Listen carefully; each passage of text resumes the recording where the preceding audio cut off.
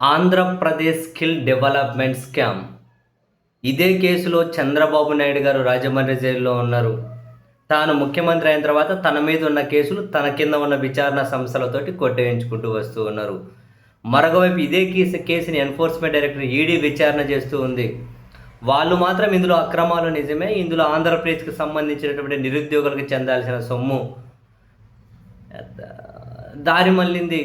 తాజాగా ఈడీ దాఖలు చేసిన ఛార్జిషీట్లో ఆంధ్రప్రదేశ్ స్కిల్ స్కామ్ సొమ్ము సింగపూరు, యూకేలోని 2 కంపెనీలలో పెట్టుబడులుగా వెళ్ళింది అని చెప్పి ఛార్జిషీటు. ఆ ఛార్జిషీట్ను మెన్షన్ చేసుకుంటూ ద టైమ్స్ ఆఫ్ ఇండియా ఒక కథనం రాసింది. Enforcement Directorate traces Andhra Pradesh skill funds to firms in Singapore, UK. ఆ సింగపూర్, యూకే కంపెనీల్లోకి ఆంధ్రప్రదేశ్ స్కిల్ స్కామ్ సొమ్ము పోయిందట. ఆ కంపెనీల పేర్లు కూడా రాశారు. ఏమంట, Ben research and ink fish hospitality in Singapore అట. అంటే ఒక హాస్పిటాలిటీ, ఒక ఆతిథ్య రంగ కంపెనీ. బెన్ రీసెర్చ్ అండ్ ఇంక్ ఫిష్ అట. ఆ కంపెనీలోకి పోయిందట ఆంధ్రప్రదేశ్ స్కిల్ స్కామ్ సొమ్ము. అండ్ ఎస్కేజీ వోల్స్, ఎస్కేజీ WORLS, ఎస్కేజీ వోల్స్ ఫారెక్స్ ఇన్ యూకే అట. యూకేలో ఉండే ఒక ఫోరెక్స్ కంపెనీలోకి సింగపూర్లో ఉండే ఒక ఆతిథ్య రంగ కంపెనీలోకి ఆంధ్రప్రదేశ్ స్కిల్ డెవలప్మెంట్ స్కామ్ సొమ్ము పోయిందట. ఈడీ ఈ మేరకు తన ఛార్జ్ షీట్లో మెన్షన్ చేసింది. బేసిక్గా ఏంది, ఆంధ్రప్రదేశ్ నిరుద్యోగులకు ట్రైనింగ్ ఇస్తాము అని అప్పుడు ఆంధ్రప్రదేశ్ ప్రభుత్వం అది కొన్ని కంపెనీలతో కుమ్మక్కాయి. వాళ్ళు ₹1 పెట్టకుండా ₹1 విడుదల చేయకుండానే, ఏం ట్రైనింగ్ లేకుండానే ఇక్కడ దాదాపు 370 కోట్ల రూపాయలకు పైగా వాళ్ళకి ఇచ్చేసింది. ఇదంతా చంద్రబాబు నాయుడు గారికి అనుసరణలోనే జరిగింది. డబ్బులు అక్కడ తిరిగి ఇక్కడ తిరిగి మళ్ళీ ఆయన దగ్గరికి వచ్చి ఆగాయని చెప్పి ఇంతకుముందు తన మీద విచారణ చేసిన విచారణ సంస్థ అండ్ ఆధారాలు కోర్టుకి ఇస్తే తను జైలుకి వెళ్లాల్సిన పరిస్థితి. సరే, కాలం మారింది, తను ముఖ్యమంత్రి అయ్యారు. ఆ కేసులన్నీ తానే కొట్టేయించుకుంటున్నారు. మరో అంశంలో ఇక్కడ విచారణ చేస్తున్న ఈడీ ఏమో ఈ డబ్బులంతా వేరే దేశాలకు వెళ్ళిపోయింది అని చెప్పి ఛార్జ్ షీట్లు వేసుకుంటూ వచ్చారు.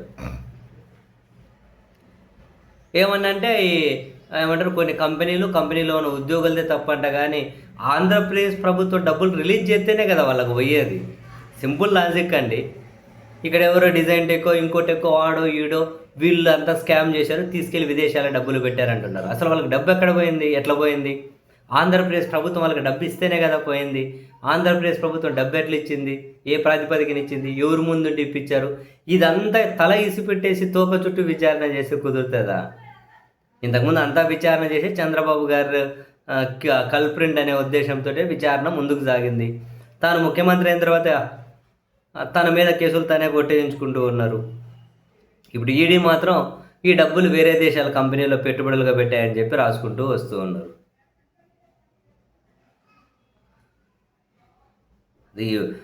బేసిక్గా ఇట్లాంటి పనే కనుక జగన్మోహన్ రెడ్డి గారి ఇటువంటి ఆరోపణలు ఆయన మీద వచ్చి ఉండింటే తెలుగుదేశం పార్టీ మీడియా భూమి ఆకాశం ఏకం చేసు. అండ్ చంద్రబాబు గారు, లోకేష్ గారు కూడా కదా, వాళ్ళు కదా రహస్యంగా ఎవరికి చెప్పకుండా విదేశీ పర్యటనలకు వెళ్ళి వస్తుంటారు కదా. ఎక్కడికి పోయారో చెప్పరు, ఎప్పుడు తిరిగి వచ్చారో చెప్పరు, కానీ రహస్య విదేశీ పర్యటనలు మాత్రం పోయిస్తారు. అదే పని జగన్ గారు కనుక చేసి ఉండింటే వాయమ్మో ఎన్ని కథలు అదిలే, వాళ్ళు భూమి ఆకాశం ఏకమైపోయేది.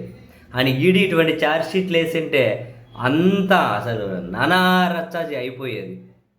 కానీ ఇటు చంద్రబాబు నాయుడు గారికి వ్యతిరేకంగా ఉండే మీడియా కాసింత వీక్ కాబట్టి ఇట్లాంటి వార్తలు కూడా పెద్దగా బయటకు రావట్లేదు.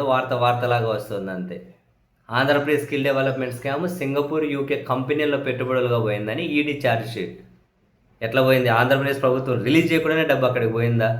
ఇంకో మధ్యవర్తుల ద్వారా ఇంకొకడు అసలు నేను మోసం ఎట్లా చేస్తా? నాకు డబ్బులు ఇస్తే కదా ప్రభుత్వం. బేసిక్గా నేను విదేశాల్లో పెట్టుబడులు పెట్టా, నేను ఇంకేదో చేశానంటే నాకు ప్రభుత్వం డబ్బు రిలీజ్ చేస్తే కదా. ప్రభుత్వంలో నాకు డబ్బు ఎవడిచ్చాడు, ఎట్లా రిలీజ్ అయింది? ఈ లింక్ ఇంపార్టెంట్ కదా. ఏం రాజకీయాలు, ఏం విచారణ సంస్థలో పోనీయండి. మొత్తం మీద ఆంధ్రప్రదేశ్లో నిరుద్యోగులకు చెందాల్సిన డబ్బు సింగపూర్ ఆతిథ్య రంగ కంపెనీ, యూకే ఫారెక్స్ కంపెనీలోకి వెళ్ళి పెట్టుబడులుగా పోయిందట.